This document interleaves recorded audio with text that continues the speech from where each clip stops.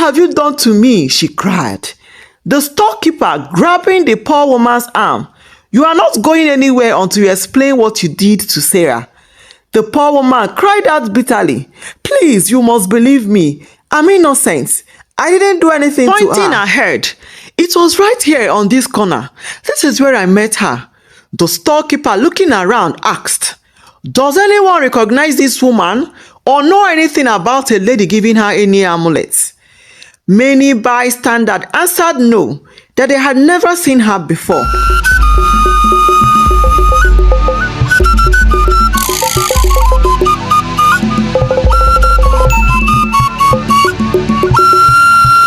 Welcome to part 2 of our gripping tale of friendship and betrayal. If you haven't already, we highly recommend watching part 1 to catch up on the twists and turns that have brought us to this pivotal moment. While at it, don't forget to subscribe. It's totally free. And please give it a thumbs up. As Emily stood in the center of the old woman's house, turning the beautiful amulet over in her wrist, her mind swelled with questions. She couldn't help but wonder about the strange woman. Who was she?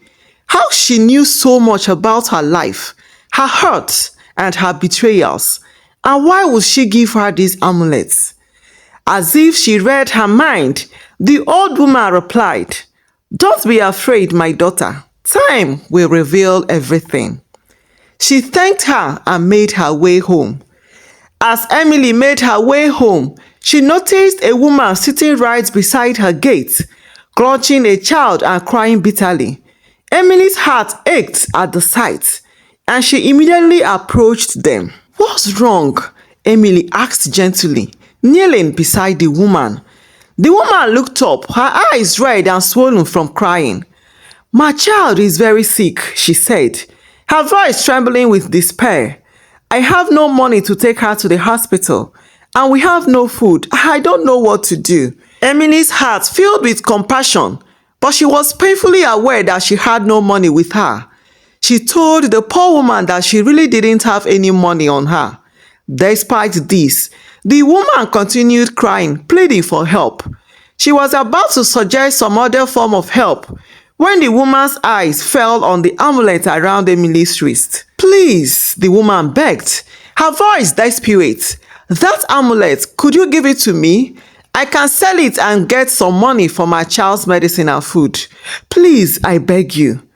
Emily hesitated, remembering the old woman's words and the promise of the amulet's protection. She knew its value was more than monetary, but the sight of the sick child and the mother's desperation tore her heart. After much thought, she made her decision. Carefully, Emily unfastened the amulet and placed it in the woman's hand. "Take it," she said softly. "Use it to get the help your child needs." The woman's eyes filled with gratitude as she clutched the amulet tightly. "Thank you," she whispered, tears streaming down her face. "Thank you so much." With that, the woman hurried off, holding her child close and carrying the amulet that would provide the means to get the necessary medicine and food. As Emily watched them go, a strange sense of peace washed over her. She had given up something precious, but in doing so, she had stayed true to her compassionate nature. Deep down, she felt that this act of selflessness would not go unnoticed. She walked into her home, feeling lighter despite the sacrifice she had made. Her heart filled with hope that perhaps, in some way, her own liberation was now closer than ever. The woman and her child made their way to various jewelry stores, trying desperately to sell the amulets. Store after store turned them away, unwilling to buy the mysterious piece. As hope began to fade, they entered one last shop, and the woman, tears in her eyes, explained her predicament to the shop owner and begged her to buy the amulet. The shop owner shook her head, refusing to buy it. Just as despair was about to overwhelm her, the woman's plea caught the attention of a young woman shopping inside the store. It was Sarah. Sarah's eyes fell on the amulet, and was captivated by his beauty immediately. She felt a pang of longing, curiosity, and a sense of opportunity taking over. She approached the woman. "I will buy it," Sarah said, her voice steady. The woman, overwhelmed with relief, handed the amulet to Sarah. "How much are you selling it for?" "I don't have a set price for it. Just pay me anything from your heart." "Really? Are you sure? It's such a lovely piece." "Yes, dear. Whatever you feel is fair. I trust your kindness." "All right, here. I hope this amount helps you." The poor woman thanked her profusely.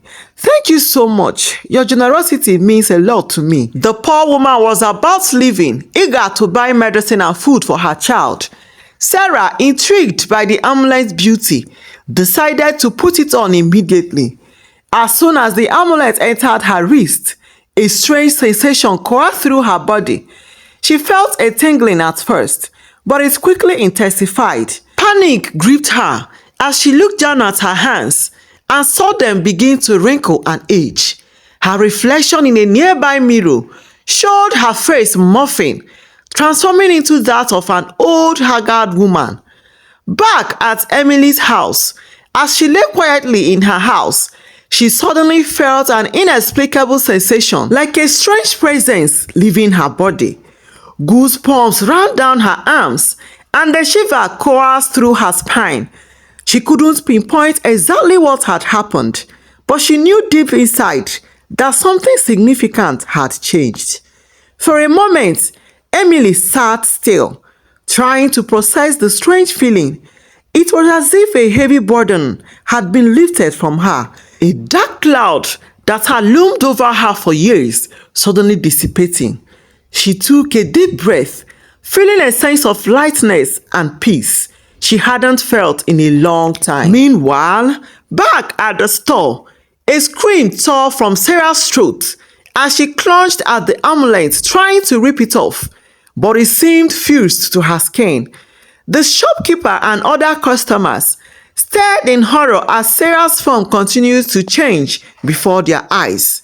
The curse that had been lifted from Emily by her act of selfless generosity had now found a new host in Sarah.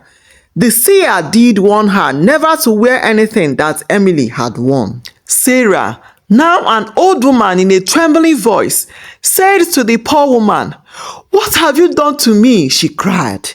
The storekeeper, grabbing the poor woman's arm, "You are not going anywhere until you explain what you did to Sarah." The poor woman cried out bitterly, "Please, you must believe me. I'm innocent. I didn't do anything to her. The amulet was given to me by a good Samaritan to sell so I could take my child to the hospital. I had no idea it had such powers. I would never harm anyone intentionally." "Who gave you the amulet?" They thundered back at her, ready to descend on her. "I don't know. I just met the young lady down the street.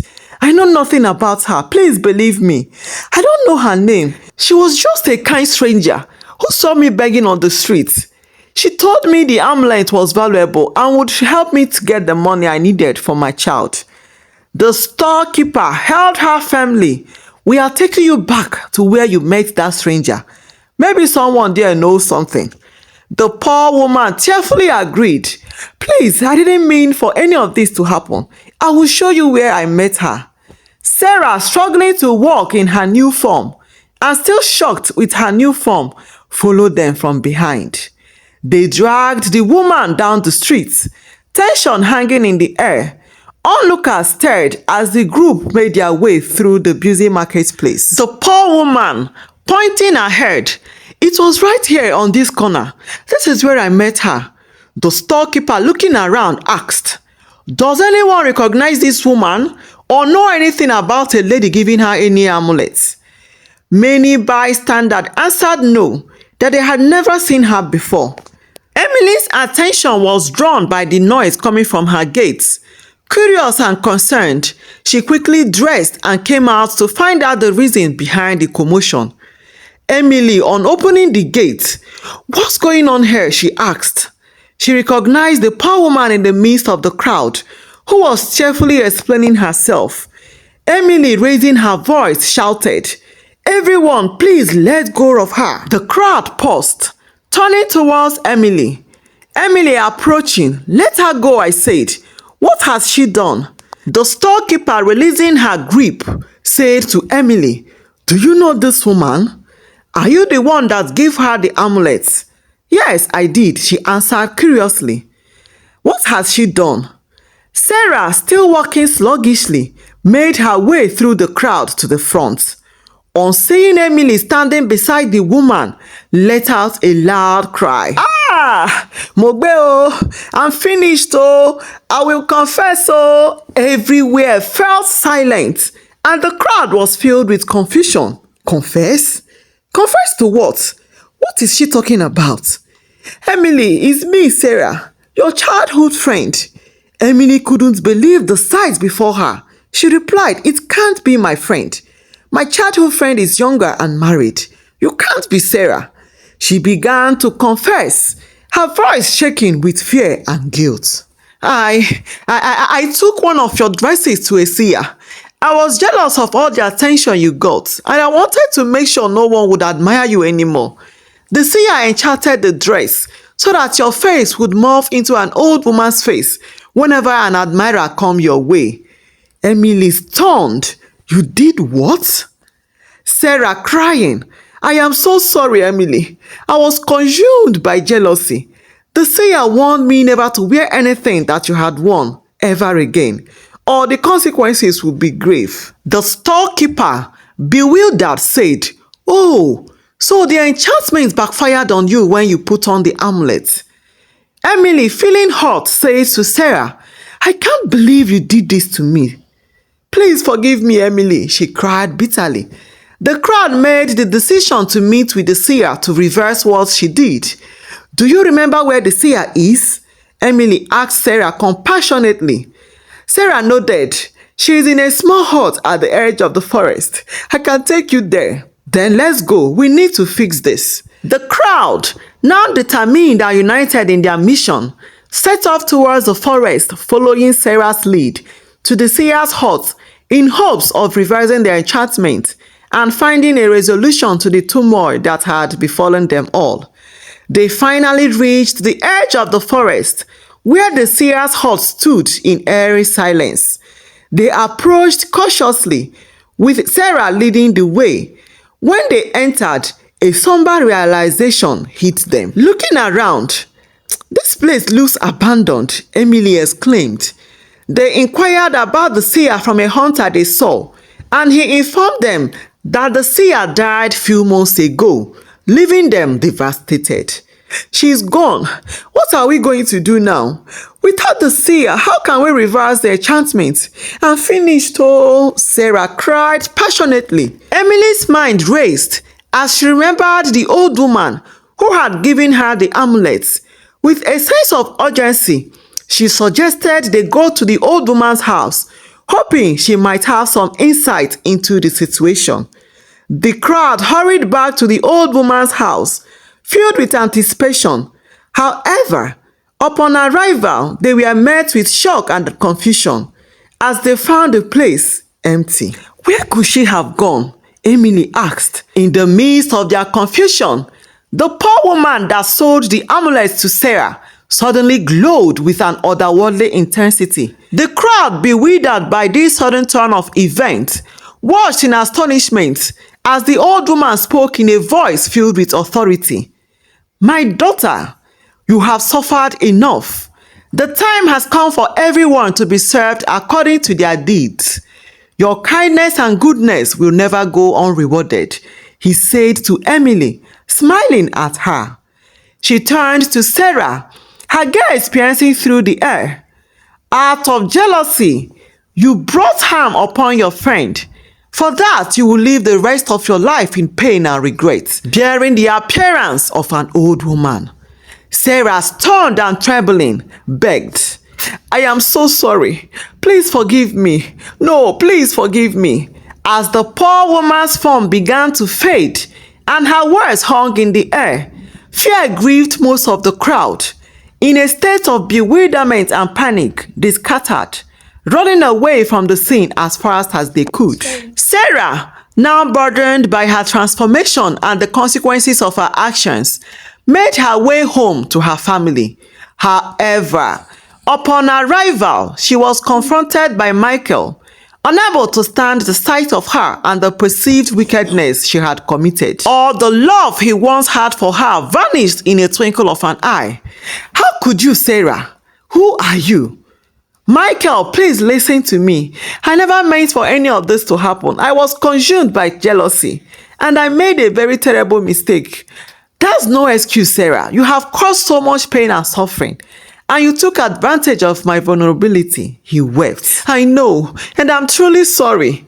Heartbroken and alone, Sarah watched as Michael, unable to bear the extent of her betrayal, packed his belongings and left one day without a word. The weight of her actions settled heavily upon her, and the realization of the consequences she now faced left her devastated. Michael, please don't leave. I need you. But her pleas fell on deaf ears as Michael walked out the door, leaving Sarah to face the consequences of her actions alone. Alone and shattered, Sarah struggled to rebuild her life, but the pain of her transformation and the loss of her family weighed heavily on her. Her children, unable to comprehend the drastic change in their mother's appearance, looked at her with disbelief and confusion, adding to Sarah's anguish. I'm still your mother. Please try to understand, she would always say to them tearfully. But the children's disbelief remained, and Sarah was left feeling isolated and broken, with the realization that she had lost not only her appearance, but also the trust and love of her family. In the silence of her empty home, Sarah faced the harsh reality of her choices, her heart heavy with regret and longing for a chance to make amends. But with each passing day, the weight of her betrayal and the consequences of her actions grew heavier, leaving her to navigate the difficult path ahead alone. She passed on few years later, alone and heartbroken. Despite the trials and hardships she endured, Emily's life took a remarkable turn for the better. She found love and happiness in the arms of a handsome and successful businessman who cherished her so much. With him, Emily's world was transformed, and the years of sorrow and tears became distant memories. Their union was blessed with the joy of 4 beautiful children, who filled their home with laughter and love.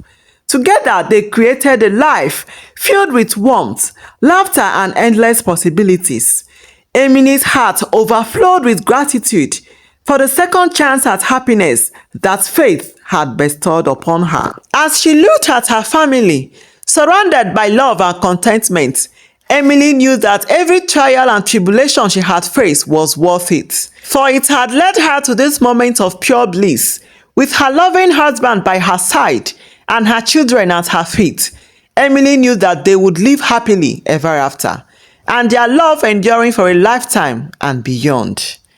This story emphasizes the importance of caution and mindfulness when entrusting our personal belongings to others. While acts of generosity and kindness are commendable, it is essential to consider the potential consequences and implications of sharing our possessions. It also teaches us that our actions have consequences, both good and bad. We should be mindful of the choices we make, as they can impact not only ourselves, but also those around us. Be contented with who you are and with your own capabilities and abilities. Everyone is unique in their own way. Thank you so much for watching. If you have not subscribed to our channel, please do. Like and turn on the notification bell so you won't miss out on any of our amazing stories. Bye.